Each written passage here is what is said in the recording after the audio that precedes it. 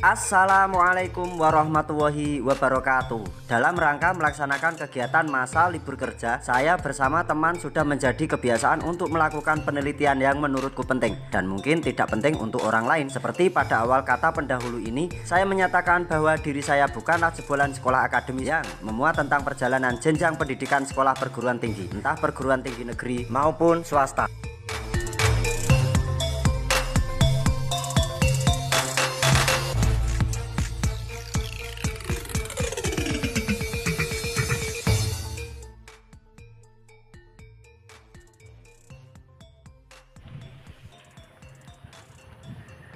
Maling jagung kuwi. Salurung karo maling jagung. Kesuloyo kayak Ginanjar ya. Jagung. Nyolong kebon lagi. Nek kene desane semelu ndi, Mas? Dicek kawah ya. Kawah ya. Berarti Watu Lumpang kawah ya. Lumpang kawah kan gitu. Kene iki ana siji meneh, Mas. Ketemu ra, Kak? Eh?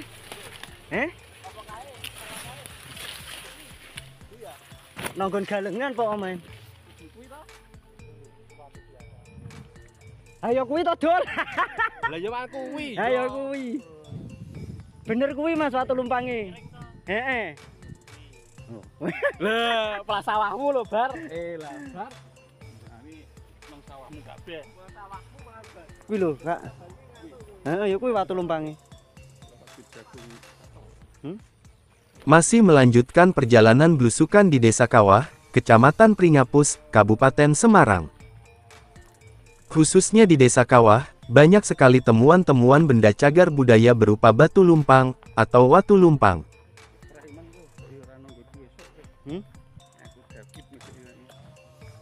Lah jare sampean ditelepon. Ada 5 buah jumlah batu lumpang yang berada di wilayah tersebut. Kira-kira, di wilayah Desa Kawah, pada zaman Hindu klasik merupakan tempat apa ya? Khususnya di Kecamatan Pringapus, wilayah tersebut masih didominasi lahan produktif yang menghasilkan. Dengan kesetabilan hasil produksi dari alam, yang disengaja untuk mengolah lahan, lalu ditanami tanaman yang menghasilkan, untuk memenuhi kebutuhan ketahanan pangan kala itu. Apakah mungkin, wilayah Kecamatan Pringapus memang lahan pertanian padi sejak zaman kerajaan Hindu klasik, atau sejak kerajaan Mataram Hindu? Markibah, mari kita bahas.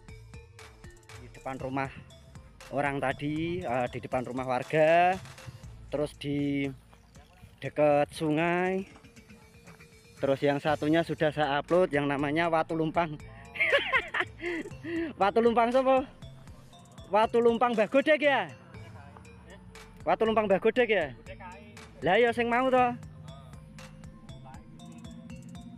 Nah satunya ini. Nanti ada satu lagi, ada 2 lagi. Tapi di seberang jalan.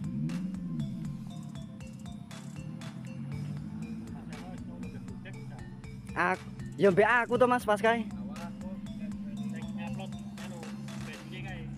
Heeh.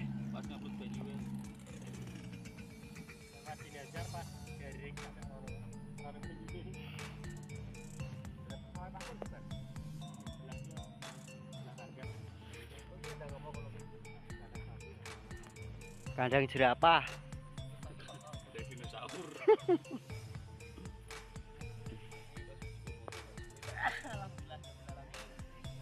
Inilah bukti kekayaan kearifan lokal Nusantara, walaupun berupa watu lumpang tapi ini mengandung beberapa sumber atau makna.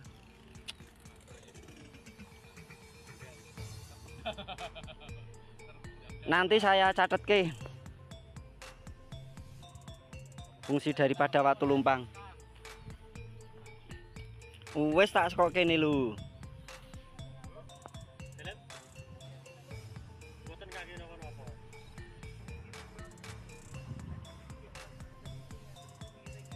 Nggih, mpun dangu niki nggih Bu nggih.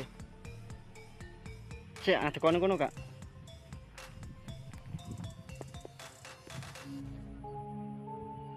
Sik kurang miring rene, kurang bolongane ra ketok. Wes bener sampean ngono.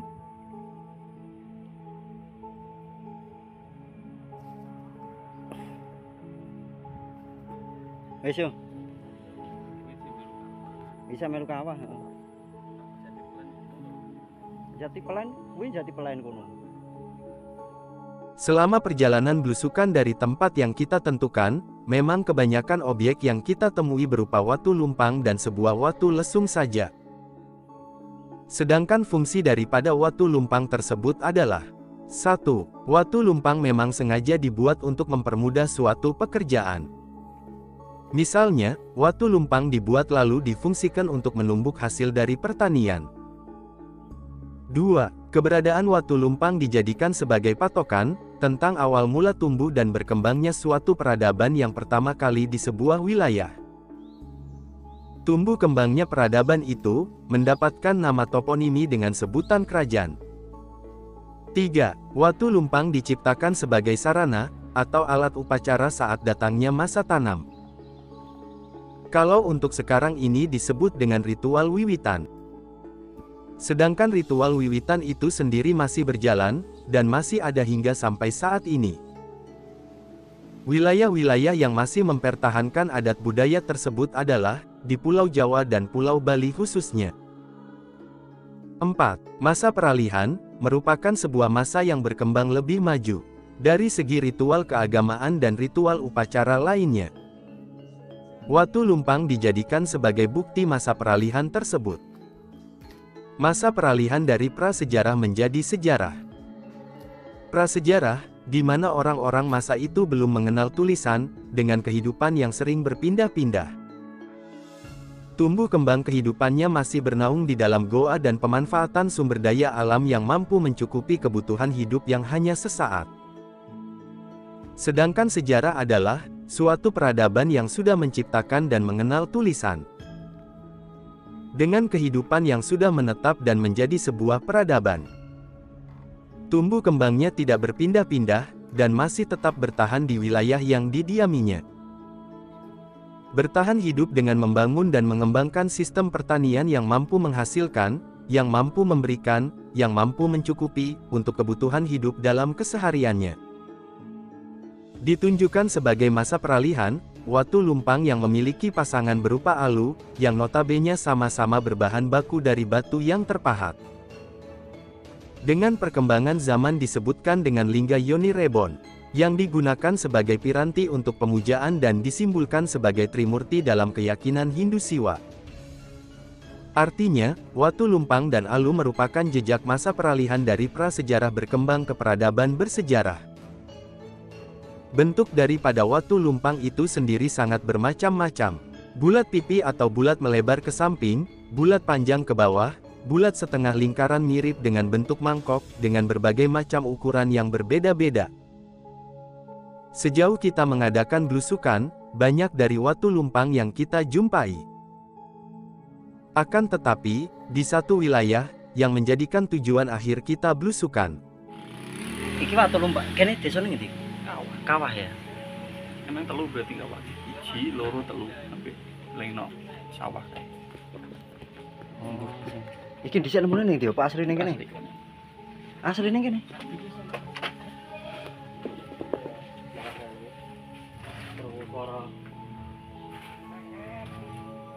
Ya. Apa kayak? Iya, mari. Iya. Ya. Bedun. Yam. Coba paras dong ya. Wedi ra iki. Ayo wedinan jere. Ora ada apa-apa wedi. Wedi. Yo. Wedi rendati. Yo. Ya kono midun.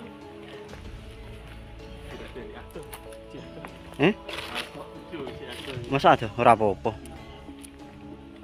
Masih melanjutkan perjalanan belusukan di Desa Kawah, Kecamatan Pringapus, Kabupaten Semarang.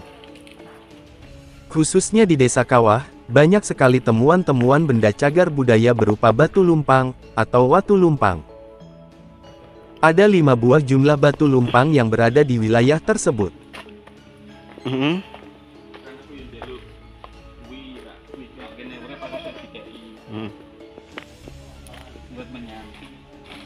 Wit menyan.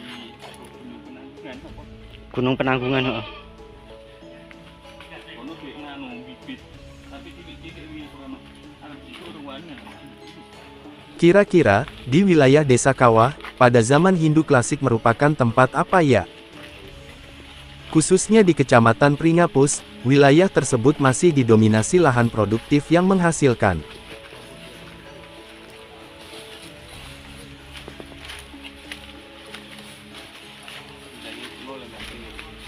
Loh, kayak ana sendange. Tapi kayak wis dingano, kayak wis diplester kayak.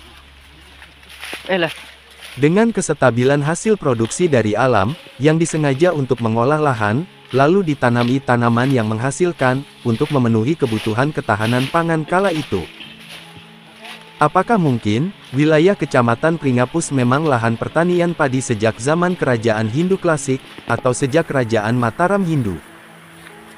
Markibah, mari kita bahas.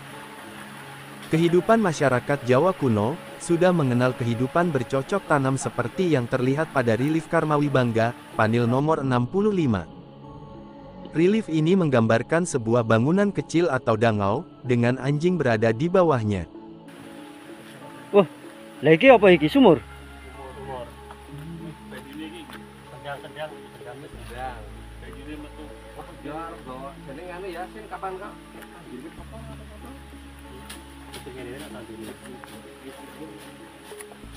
Ringin kudune iki. Pada bangunan ini terdapat dua orang petani, yang sedang menjaga tanaman padi, bersama seekor anjing penjaga yang sedang berada di bawah bangunan kecil tersebut. Digambarkan tanaman padi sedang diserang hama tikus. Pada bagian sebelah kanan, terdapat beberapa orang dalam sebuah bangunan. Pada bagian bawah bangunan terdapat peti-peti yang mungkin difungsikan untuk menyimpan makanan. Pada lantai atas, digambarkan orang kaya dan beberapa abdinya. Dari relief ini, dapat diketahui bahwa, telah dikenal tempat penyimpanan makanan, dan juga telah mengenal sistem pertanian. Berdasarkan relief tanaman yang terdapat pada bangunan Candi Borobudur, dapat diketahui tentang jenis tanaman yang ditanam. Bermacam-macam jenisnya, diantaranya padi,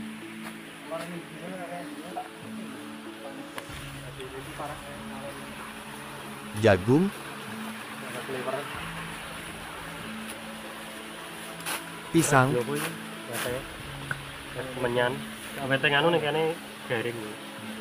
nangka, dan lain-lain. Urip meh, Din. Awas hati-hati ya. Urip meh kenangane. Dari relief ini juga diketahui bahwa, manusia telah memanfaatkan hewan untuk membantu keperluan dalam sistem pertanian sehari-hari. Dari relief ini, anjing dimanfaatkan sebagai penjaga sawah untuk mengusir hama tikus. Sumber, atau kutipan dari BPCB Jawa Tengah. Jika kita mengacu perihal kebenaran yang terdapat pada relief bangunan Candi Borobudur, yang menggambarkan tentang suasana dan kondisi pertanian padi masa itu. Berarti benar, wilayah Kecamatan Pringapus, khususnya Desa Kawah, merupakan lahan pertanian sawah yang subur. Yang masih dipertahankan hingga sampai saat ini. Kok bisa sampai berpikir seperti itu, padahal hanya pahatan atau guratan relief saja? Apakah benar relief tersebut bisa dijadikan acuan? Ini jawabannya. Ketika bangunan candi didirikan, dan terdapat relief pada bidang-bidang tertentu, misalnya seperti, bagian selasar dan dinding bangunan candi. Relief tersebut bukan sekedar difungsikan sebagai penghias yang tidak ada maknanya. Akan tetapi, setiap relief dibuat berdasarkan kondisi dan situasi lingkungan di sekitarnya kala itu. Jadi jangan heran, ketika terdapat pahatan relief dengan cerita keadaan, berbagai jenis tanaman, berbagai jenis hewan, yang sekiranya belum pernah sesekali kita melihatnya di wilayah tersebut, jangan merasa heran, memang demikian maksud dan tujuan yang digambarkan sebagai penyampai pesan dari leluhur untuk kita. Sebagai bukti berikut, untuk memperkuat bahwa di wilayah Pringapus, khususnya Desa Kawah, merupakan lahan pertanian pada masa kerajaan klasik Hindu-Buddha.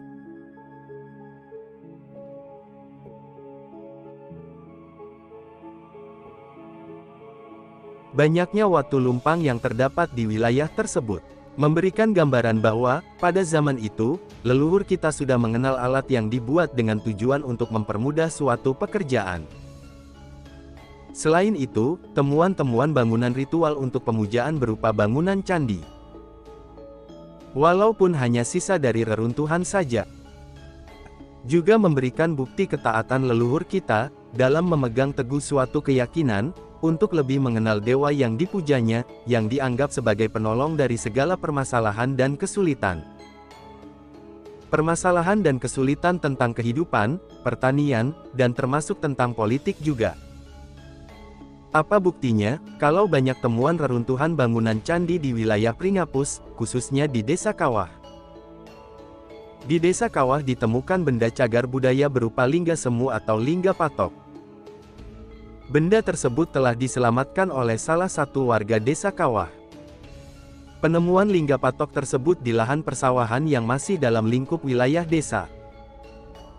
Lingga patok ditemukan dalam keadaan tidak utuh, patah pada bagian tubuh lingga. Dengan ukuran dimensi, tinggi keseluruhan belum dapat diketahui, tinggi tubuh lingga dari permukaan lapik bagian atas belum dapat diketahui, diameter tubuh lingga 10 cm, tinggi lapik 10 cm. Dan lebar lapik pada lingga patok 20 cm.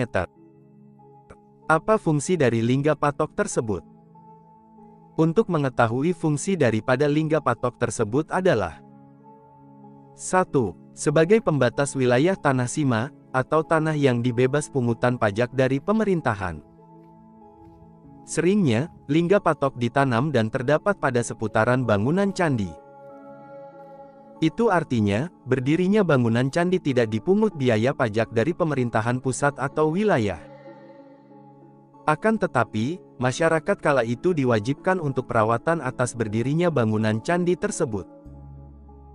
Dengan biaya yang dikeluarkan sendiri tanpa mendapat bantuan dari pemerintahan.